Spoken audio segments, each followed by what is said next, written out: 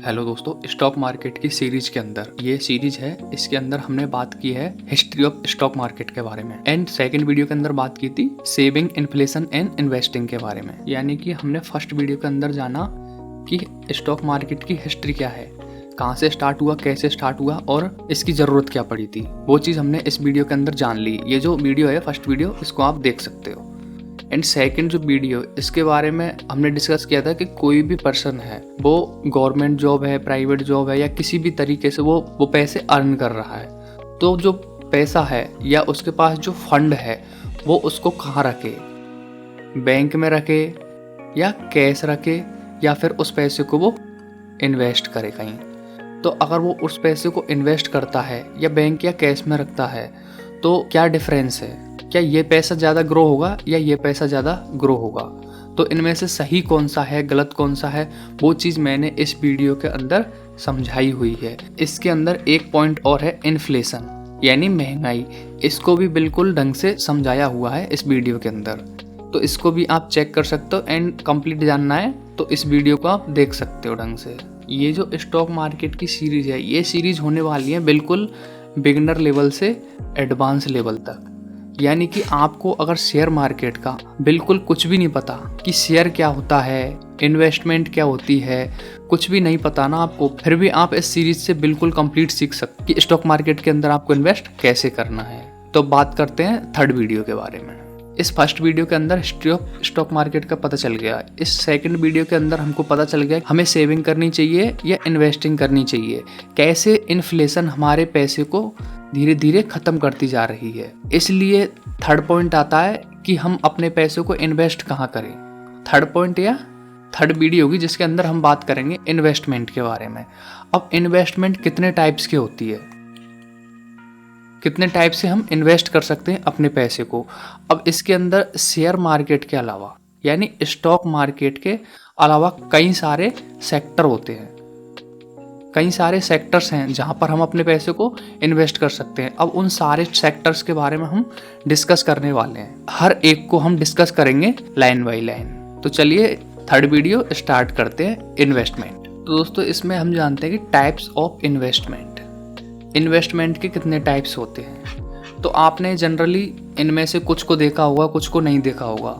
जैसे स्टॉक्स के अंदर हम इन्वेस्ट कर सकते हैं, बॉन्ड्स होते हैं, real estate, mutual fund, exchange traded fund यानी ETF, commodity, currency and crypto currency, options and derivative, private equity and venture capital, savings and fixed income, collectible and tangible and peer to peer lending and ESG and social responsible investing.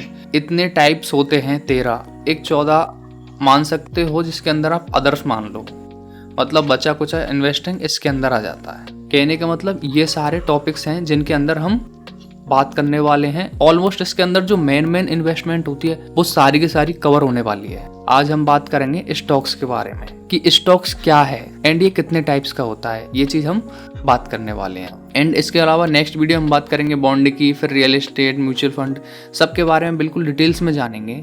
Stock market के अंदर जो stock होते हैं वो कितने types के होते हैं, 6 टाइप के होते हैं। कौन से? Based on market capital, based on sector, based on government characteristic, based on ownership and control, based on geography and based on special characteristic. ये टाइप्स हैं, फिर इनके अंदर भी कुछ टाइप्स हैं। लेकिन सबसे पहले हम ये जान लेते हैं कि स्टॉक्स क्या होते हैं। स्टॉक कह लो या शेयर कह लो, बात एक ही है। तो ये क्या होता है, तो सबसे पहले हम इसी को जानते हैं। तो अब समझते हैं स्टॉक्स या शेयर को। जैसे कोई कंपनी है तो वो कंपनी प्राइवेट लिमिटेड कंपनी है, प्राइवेट लिमिटेड है। इसके अंदर आम इंसान यानी रिटेल इन्वेस्टर ट्रेड नहीं कर सकता या इन्वेस्ट नहीं कर सकता। अब इस कंपनी को अपना बिजनेस एक्सपेंड करना है, ठीक है, बिजनेस ग्रो करना है। इसको बिजनेस ग्रो करना है तो इसके लिए क्या ज़रूरत पड़ेगी? फंड की। अब वो फंड कहाँ से आएगा? तो इसके 2 ऑप्शन है, या तो वो बैंक से ले, सेकंड ऑप्शन है कि वो अपनी कंपनी को पब्लिक कर दे, पब्लिक लिमिटेड कर दे। अगर वो कंपनी पब्लिक हो जाती है तो उसके अंदर हम या तुम या कोई भी रिटेल इन्वेस्टर उसके अंदर इन्वेस्ट कर सकता है। और पब्लिक कब होती है? जब उस कंपनी का IPO आता है। IPO आने के बाद उस कंपनी की प्राइस डिसाइड की जाती है, उसके अंदर स्टॉक्स डिसाइड किए जाते हैं।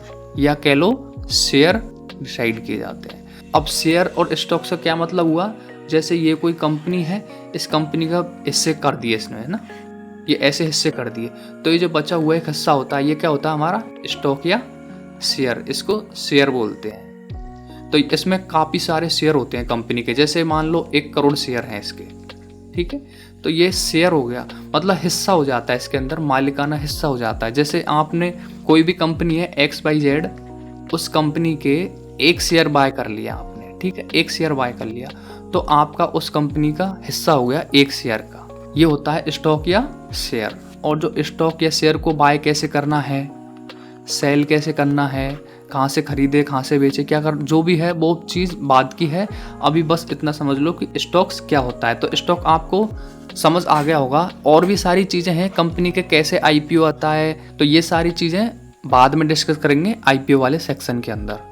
अभी सिर्फ इतना पता चल गया कि स्टॉक या शेयर क्या होता है। तो अब बढ़ते हैं वीडियो में आगे। तो ये है स्टॉक्स। स्टॉक्स को भी अलग अलग कैटेगरी में डिवाइड किया जाता है, जिसका market capitalization, sector, characteristic, geography, ownership, special characteristic, इनके अनुसार इसको डिवाइड किया जाता है। तो फर्स्ट की बात करते हैं बेस्ड ऑन मार्केट कैपिटलाइजेशन। इसके अंदर 3 तरीके से स्टॉक्स को डिवाइड किया जाता है, large cap stock, mid cap stock, small cap stock. Large cap stocks वो स्टॉक्स होते हैं या इनके अंदर उन स्टॉक्स को रखा जाता है जिनकी मार्केट कैपिटलाइजेशन 20,000 करोड़ से या तो 20,000 करोड़ या 20,000 करोड़ से ऊपर होती है। उन स्टॉक्स को लार्ज कैप स्टॉक्स बोला जाता है।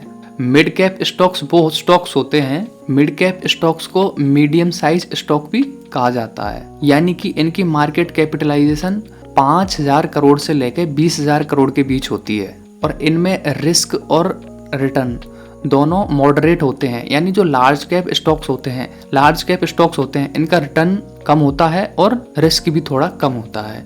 लेकिन मिड कैप स्टॉक्स का जो रिटर्न होता है वो मॉडरेट होता है और रिस्क भी मॉडरेट होता है। लेकिन स्मॉल कैप स्टॉक्स होते हैं, इनकी वैल्यूएशन या कैपिटलाइजेशन 5,000 करोड़ से कम होती है। स्मॉल कैप स्टॉक्स के अंदर रिटर्न तो हाई होता है लेकिन रिस्क भी बहुत ज़्यादा हाई होता है। तो ये जो स्टॉक्स की कैटेगरी है मार्केट कैपिटलाइजेशन, इसके अनुसार इसको 3 भाग में डिवाइडेड किया गया है। नेक्स्ट है बेस्ड ऑन सेक्टर। सेक्टर के हिसाब से भी स्टॉक्स को डिवाइड किया जाता है। जैसे टेक्नोलॉजी के स्टॉक्स होते हैं, हेल्थ केयर स्टॉक होते हैं, फाइनेंशियल स्टॉक्स होते हैं, एनर्जी स्टॉक्स होते हैं, कंज्यूमर गुड्स स्टॉक होते हैं, इंडस्ट्रियल स्टॉक्स होते हैं, और भी सेक्टर्स होते हैं, उनको देखते हैं। अभी आपको एक चीज़ बताता हूँ, गूगल पे चलते हैं, यहाँ पर सर्च करते हैं NSE, ठीक है। गूगल पर आप NSE सर्च करो।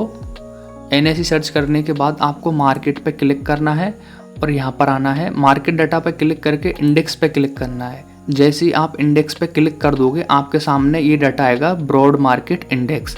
इसको थोड़ा नीचे करोगे आप हल्का फुल्का तो यहाँ पर दिखेगा आपको सेक्टरल इंडेक्स। इसके अंदर आप चेक करो निफ्टी बैंक। निफ्टी बैंक के सारे स्टॉक्स इसके अंदर आपको दिख जाएंगे। कितने सारे इंडेक्स हैं देखिए सेक्टर के अंदर, कौन कौन से सेक्टर हैं। निफ्टी बैंक है, निफ्टी ऑटो है, निफ्टी फाइनेंशियल सर्विस है, निफ्टी फाइनेंशियल सर्विस 25/50 है, Nifty FMCG, Nifty IT, Nifty media, Nifty metal, Nifty pharma, Nifty PSU bank, Nifty private bank, Nifty reality, Nifty health care index, Nifty consumer durable, Nifty oil and gas, Nifty mid small health care. अब ये जो index हैं इनको हल्का फुल्का explore करा देता हूँ आपको।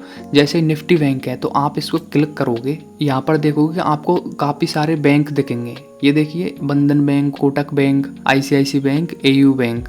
ये जो बैंक हैं ये कौन सी बैंक हैं, ये निफ्टी बैंक ही है। बैंक निफ्टी के अंदर जो भी स्टॉक्स आएंगे वो स्टॉक्स की लिस्ट यहाँ पर दिखेगी आपको। तो ये जो स्टॉक्स हैं वो किस सेक्टर के अंदर आते हैं, बैंक निफ्टी के। और दूसरा है निफ्टी ऑटो, इस पर आप क्लिक करोगे तो आप देखोगे कि आपको ऑटो इंडस्ट्री के जितने भी सारे स्टॉक्स हैं वो आपको यहाँ शो हो जाएंगे। जैसे कि Apollo tyre, Motherson, Bosch limited, Maruti, TVS motor, Exide industry, Bajaj auto, Ashok Leyland, Eicher motor, MRF। अब आप इनमें से काफ़ी सारे नाम को जानते होंगे, Mahindra and Mahindra, Tata Motors, Bharat Forge, Tata driver, तो इनको आप जानते हो। तो आप समझ गए होंगे ऑटो वाले स्टॉक कौन कौन से हैं। नेक्स्ट सेक्टर देखते हैं, ये है निफ्टी फाइनेंशियल सर्विस। इसके अंदर कौन कौन से स्टॉक्स आते हैं, इसके अंदर आते हैं Shriram finance, SBI life, HDFC, Kotak bank, ICICI, ICICI bank, यानी फाइनेंस करने वाले जो भी स्टॉक्स हैं उनकी लिस्ट आपको यहाँ पर मिलेगी, जो किसके अंदर आते हैं, निफ्टी फाइनेंशियल सर्विस के अंदर आते हैं। नेक्स्ट है निफ्टी फाइनेंशियल सर्विस 25/50, ये भी इसी का पार्ट है। इसके अंदर आप क्लिक करके इनको भी चेक कर सकते हो। नेक्स्ट है निफ्टी FMCG। FMCG का मतलब है फास्ट मूविंग कंज्यूमर गुड्स। आप इस पर क्लिक करोगे तो आपको जो भी आप सामान यूज करते हो घर में, काफ़ी सारे प्रोडक्ट होते हैं वो इन कंपनीज़ के मिलते होंगे आपको। जैसे बलरामपुर चीनी है, जैसे चीनी हो गया, रेडिको हो गया, PHGC, गोदरेज के मिल जाते हैं, unit DSPR, Britannia, ITC, Colpal, UVL, BL, Dabur, Hindustan Unilever है, टाटा कंज्यूमर है, नेस्ले है, मारिको है। इन कंपनीज के प्रोडक्ट्स हर घर के अंदर कोई ना कोई प्रोडक्ट जरूर मिलेगा, खाने पीने का या कोई सामान यूज करने का, किचन का सामान, कुछ भी हो सकता है। उसके बाद आता है निफ्टी IT। निफ्टी IT यानी इंफॉर्मेशन टेक्नोलॉजी। इसके अंदर टेक्नोलॉजी से रिलेटेड जो भी स्टॉक्स होंगे वो इसके अंदर आ जाएंगे। जैसे LTIM है, परसिस्टेंट है, कोफोर्ज है, इन्फोसिस है, TCS है, टाटा टेक्नोलॉजी सर्विस, विप्रो हो गया, एम्फेसिस हो गया, टेकएम हो गया, टेक महिंद्रा, LTTS और HCL टेक, ये इस टाइप से हो गए। उसी प्रकार आप देखोगे मीडिया वाले स्टॉक्स इसके अंदर आ जाएंगे। मीडिया वाले स्टॉक्स आपको यहाँ पर देखने को मिलेंगे।